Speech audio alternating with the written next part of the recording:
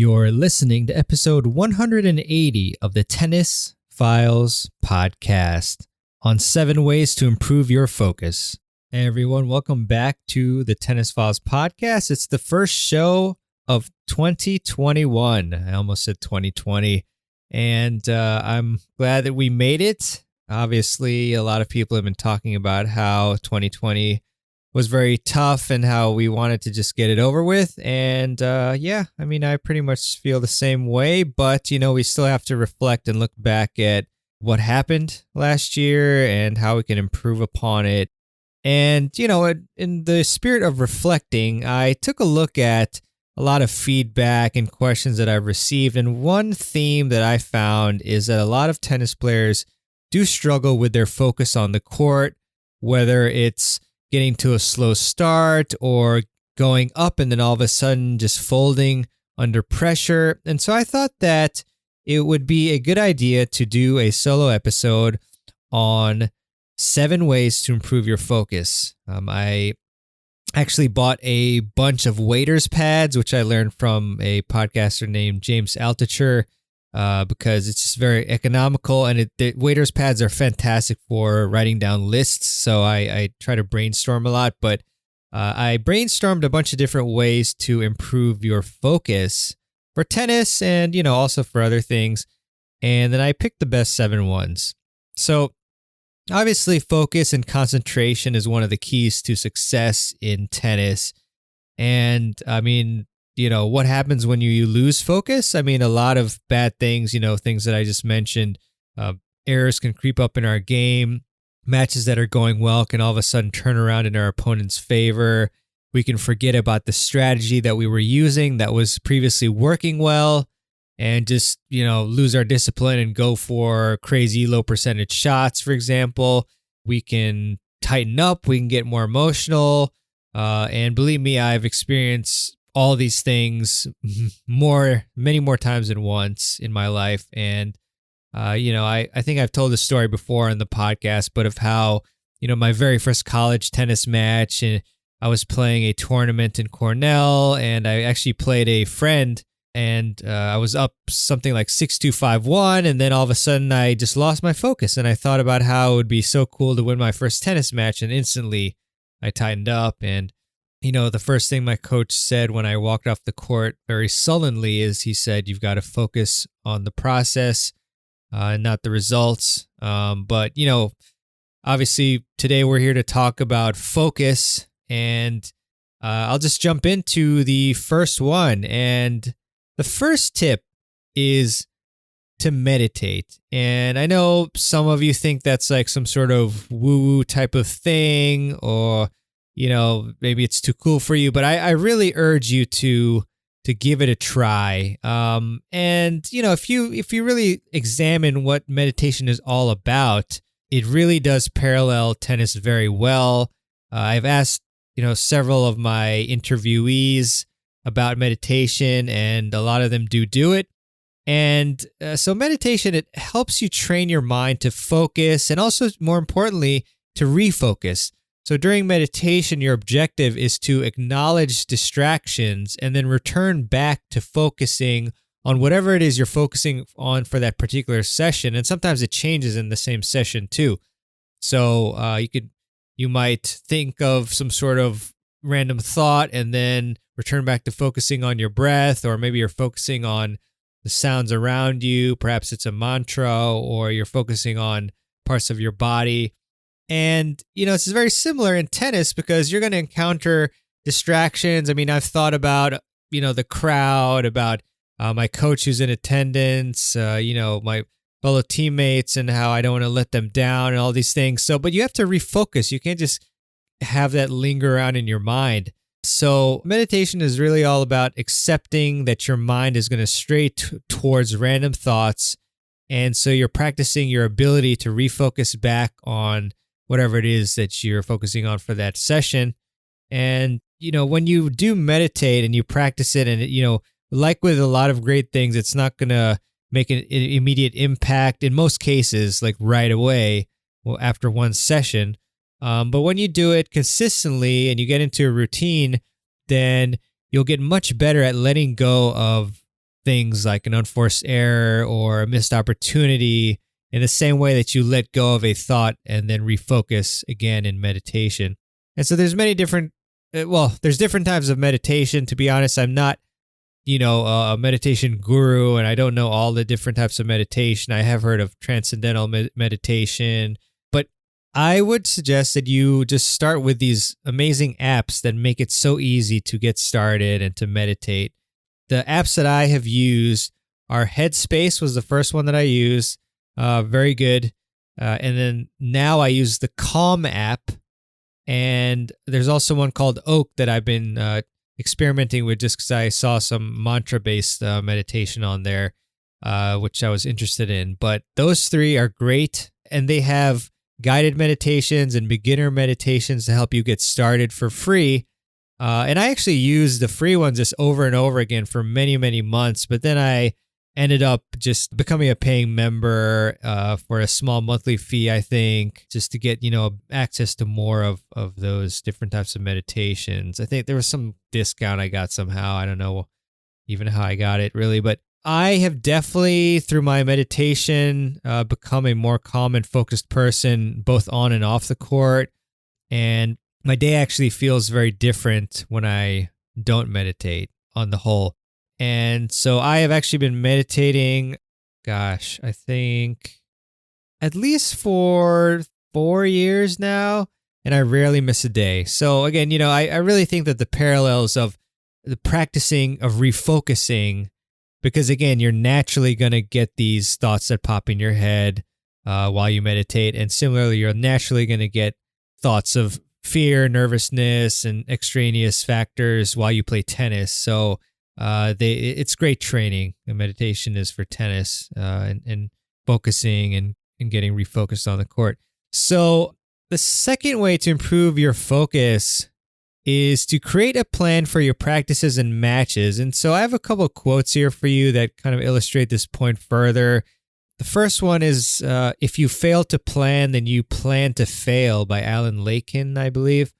And the second one is actually one that I recently posted on my Instagram page, which you can follow me at tennis.files, so tennis.files. And that quote says, "It's not the will to win that matters. Everyone has that. It's the will to prepare to win that matters." And that's by Paul Bear Bryant, football coach. And basically, first let's tackle the practice plans. I find that with tennis practices, among many other things, in life, if I prepare beforehand by creating a plan and, scheduling what I want to do and being specific about what I want to practice, then I'm going to be way more focused during that practice session. I mean, with no plan, people tend to just do whatever comes to mind, like hitting cross courts for 30 minutes or playing a baseline game, which is not bad, but a lot of times, you can get a lot more done if you just put some planning ahead of time for your practices. Otherwise, you're not as efficient. So if you, for example, the night before or a few days before your practices, you schedule them out, and let's say you write in your Google Calendar or a physical calendar that I'm going to focus this practice on hitting on my second serves, or I'm going to focus on attacking short balls, or I want to do the figure 8 drill, and then I want to do a drill with only, or play 4 games with only second serves, things like that, then you're going to be way more focused because you know exactly what you're supposed to work on. And again, most of the advice that I give on the podcast, I have not taken that advice at some point or another before. So, there's lots of times where I would just get on the court with a practice partner and, we just not even know what we wanted to do. And it just wasn't so productive. Fun, but not so productive. And similarly, they're both really important, practice plans and match plans. But, you really want to have a game plan before you play your matches, because without one, you're either just going to be playing reactionary without any initiative, or you're going to do whatever comes to mind. But when you have thought about what strategies to use and how to construct points to your advantage, then you have a roadmap that you can follow, and this will naturally increase your focus because before each point, you're going to know what you need to do to be successful with a game plan. So all you've got to do is just keep executing that game plan or tweak it if needed based on how the match is going. So if there's another quote out there, actually, I remember my former collegiate coach, Keith Purrier, he said something to the effect of, like, if you don't have a plan, and then it's like just being on a rudderless ship, and you're not going to be able to steer where it's going. So, but all that to say, you want to have plans ahead of time for your practices and your matches. It's going to help your focus quite a bit. All right, so number 3 for the ways to improve our focus is to have a routine before matches and practices, as well as in between points. So have routines. Routines are really fantastic. So, regarding routines before matches and practices, you might want to do something like, you get on the bike, or you go on a light jog, a jump rope, and then you perform a dynamic warm-up routine. You do some visualization, stuff like that. Perhaps you have the same meal or rotation of meals, and that's going to really help you just to get in that familiar zone. You see these top-level players doing a lot of the same things over and over again. It's because it gets you comfortable and, again, in that same mindset of, all right, it's game time. And in between points, so I like to brainstorm the ideas that I have, but I also like to go back to certain interviews and presentations that, among the hundreds that I've been a part of, conducted basically, or hosted. And one really excellent one was a presentation on the tennis summit in 2018 from Jeff Greenwald, who is a mental game coach and a great player as well. And his routine for in between points that he suggested is as follows. So in between points, after the point is over, you take a deep breath, and then you feel your feet on the ground, and then you look at your strings, and you can, play with them. And this is another way to help you just let go of the previous point, clear your mind, and refocus for the next point. And I remember Jeff actually telling me during his presentation, like, let's go through this. And, the feet on the ground particularly, because that's something that I don't think many people do.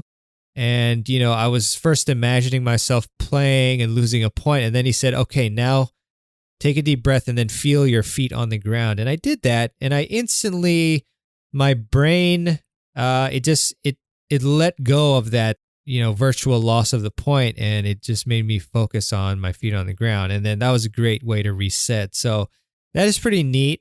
So I would encourage you to try this in between a point. Take a deep breath, feel your feet on the ground, and then look at your strings. I mean, there's other physical cues that you can do, like, slap your thigh, like I think Agassi would do, or recite like a positive mantra. But, it's in between point rituals are fantastic. All right, so now we can shift to number 4 of this list here. And number 4, the fourth way to help you focus better on the court is to forget about the score. And that goes back to when my coach, Keith Purrier, said, focus on the process, not the results. The problem with thinking about the score is that it causes you to get tighter and more nervous, causes you to pull off on your shots, it causes you to veer off your game plan. I mean, this was really one of the most painful things that I went through, and it was for a long period in my junior career. It's like whenever the match was tight, like while I was hitting the ball, like when the other guy was running to the ball, I was just kept telling myself, dude, it's 6-all in tiebreak. You got to win this point. You got to win this point. And I used to think that, this just helped with my sense of urgency and it would help me like win the point. But I mean, it had this probably more negative effect of making me play so tight and not allowing me to play freely. So if you do instead forget about the score, it will help you to play more freely, like I said. It'll allow you to execute the game plan that you actually put in place, and it'll prevent nerves from affecting your play.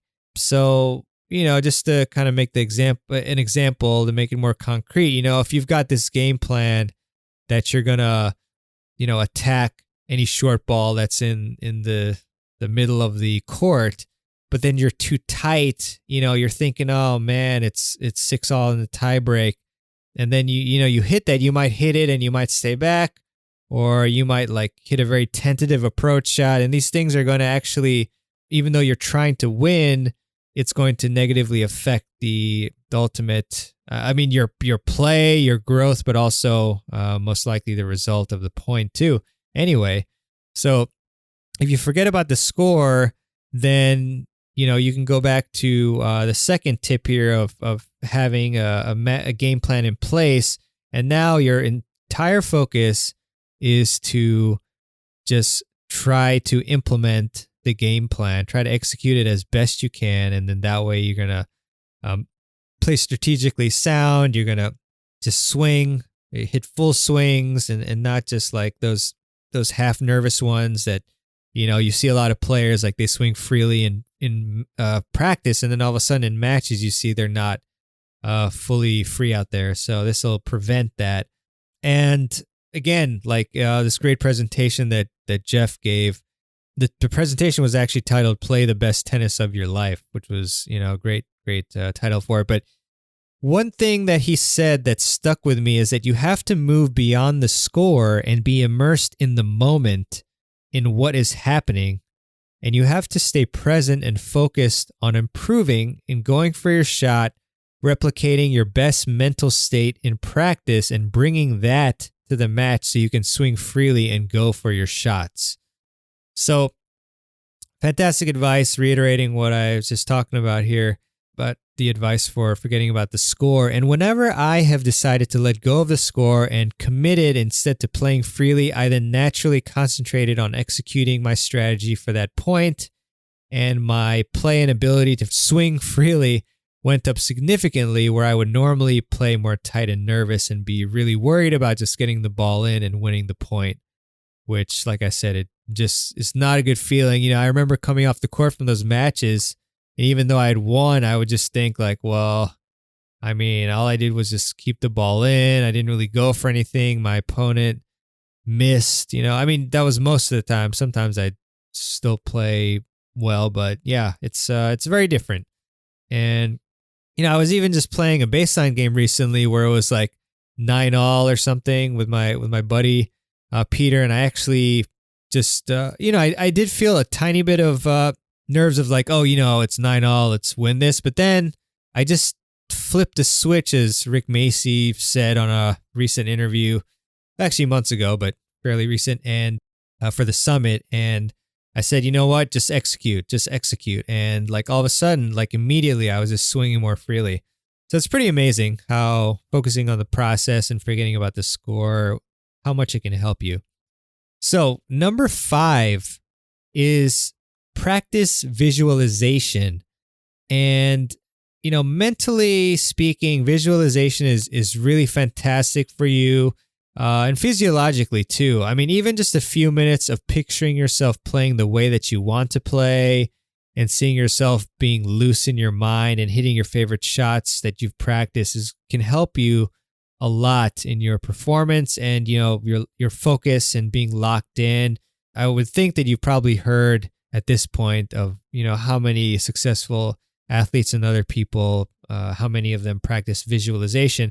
And when I interviewed James Blake, which I had the very great honor of doing that twice, he mentioned how he always visualized exactly how the match and individual points would go before his matches. And he would picture where he hit the ball, where his opponent was on the court, and so forth, the crowd, all this stuff.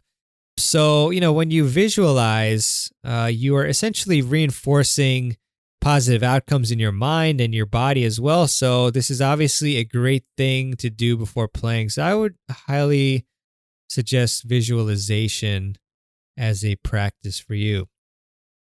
All right, number 6 on our list of how to help your focus is to have a specific intention going into a practice or match. This really helps your focus a lot.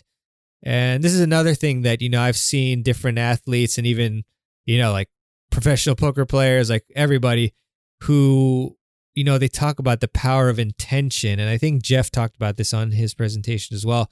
So some examples, very simple ones, are, I will be more aggressive. I will come to the net when I get an opportunity.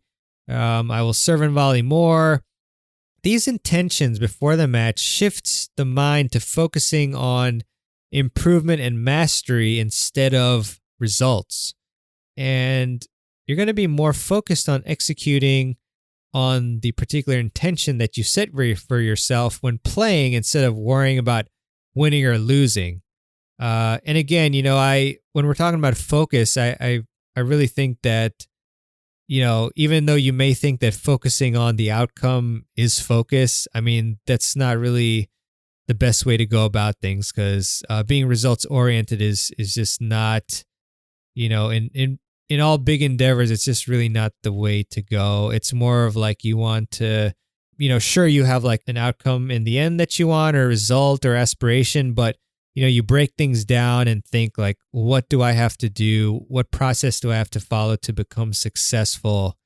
And then you just keep following that process, and, you think about the long term, and sometimes you're not going to be successful that first time, but if you keep following the process over and over again, and eventually you're going to come to that point where you succeed, whether that's, the same day or it's, months or years from that time. That's what it takes. And I think the bigger the goal, and, the more difficult it is, the more time it'll take for the most part.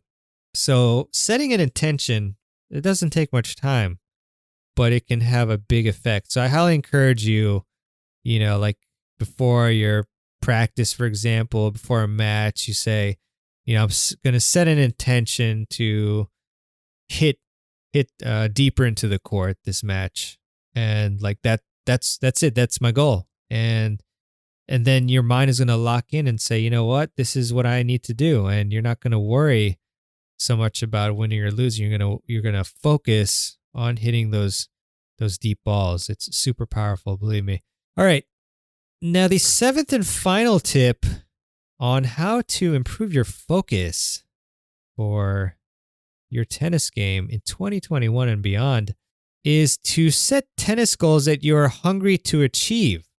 So, as opposed to just going out there and just playing matches, hitting around in practice, set some goals that you want to, that you're excited about, like set a goal like, what, my goal is to increase my serve speed by 15 miles per hour. Maybe that's something you can get excited about. Or my goal is to, crack the top 10 in my particular section. Or my goal is I want to increase my NTRP rating by half a point.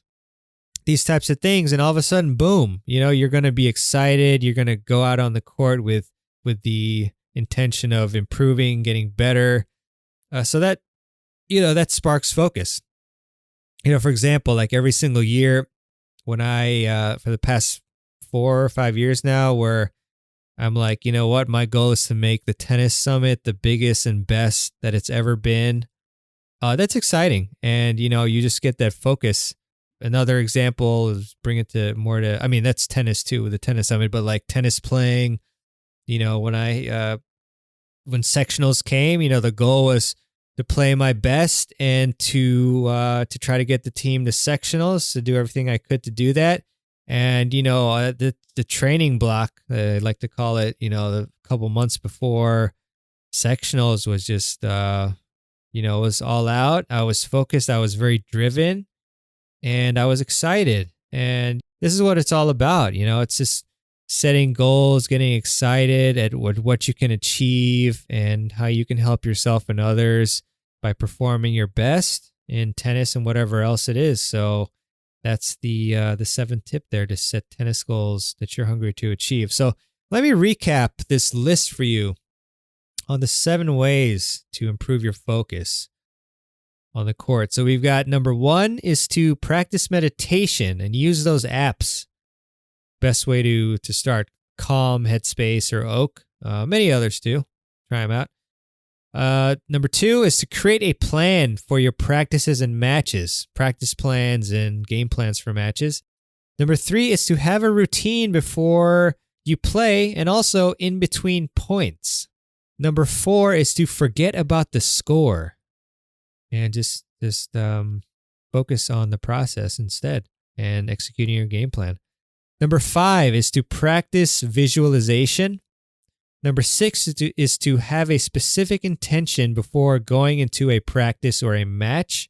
And number 7 is to set tennis goals that you are hungry to achieve and get excited. And you're gonna supercharge your focus, especially if you stack these together. You should stack them all together for sure. All right, well, I really hope that you enjoyed these 7 ways to improve your focus this year. And please email me, let me know what you think. And especially if you try these, maybe there's one or more that you haven't been implementing. Highly encourage you to do that and to let me know how it's going. Obviously, I love to hear when this podcast can positively impact you in your game. I would really appreciate it if you would subscribe to the podcast, and it'd be great if you could leave a review for the show too. If you find the podcast helpful, that's always fantastic for the show and for myself, and it just helps raise the visibility of the show. And it also, subscribing in particular, will get you these episodes automatically downloaded to your podcast app of choice. So you can subscribe and leave a review at tennisfiles.com/Apple Podcasts. Or whatever app you prefer. Apple Podcasts may be the best one, but for review purposes at least. Also, as I mentioned, we've got the Tennis Summit coming up in April, mid-April-ish. I'll keep you updated on that, but as I said, I try to make it bigger and better every year. Last year, 2020, was absolutely insane. We had about 14,000 people attend, which was a huge increase from the previous year, and I'm just going to keep making it bigger and improving it as much as I can for sure. So I've got some really exciting things in store that I'm going to be adding to the summit. So stay tuned on that. And, if you want to stay tuned and get updates, just go to tennisfiles.com and subscribe to my newsletter. You'll also get a pretty nifty free ebook that will help you improve your game and level up. And I'd like to leave you with a quote, as I often love to do at the end of the show. And this one is by Robert Schuller. And Robert said, "Never underestimate your problem or your ability to deal with it." And I do think we underestimate our abilities. We probably underestimate our abilities to focus as well, for example. But we really do have more focus in us than we think. Actually, this reminds me of David Goggins and his 40% rule, which is, when you think you're just absolutely done, you've always got more in the tank. You've always got that 40% extra that you can push yourself with. And, I think one trick is to, when you feel like your reserves are out, you just push yourself a little more. You say, you know what, I'm just going to work on this for 5 more minutes, or I'm going to put in 1 more set. And, oftentimes that's enough to boost up your focus and to keep you going. So it's a little tidbit of, advice one of the myriad pieces of advices that I've been exposed to that has really helped me a lot. All right. Well, thanks so much for listening to episode 180 of the podcast. Jeez, we keep going. It's amazing. We're already at 180. Can't wait for 200 and 300, knock on wood, and beyond. So thanks so much for listening and for all the support. And again, Happy New Year. Be safe. And I really hope and pray that you have a very healthy and prosperous 2021. So all the best to you, and really appreciate your support. And this is Miraban Aranchad signing out, and we'll see you on the next episode of the Tennis Files podcast. Take care.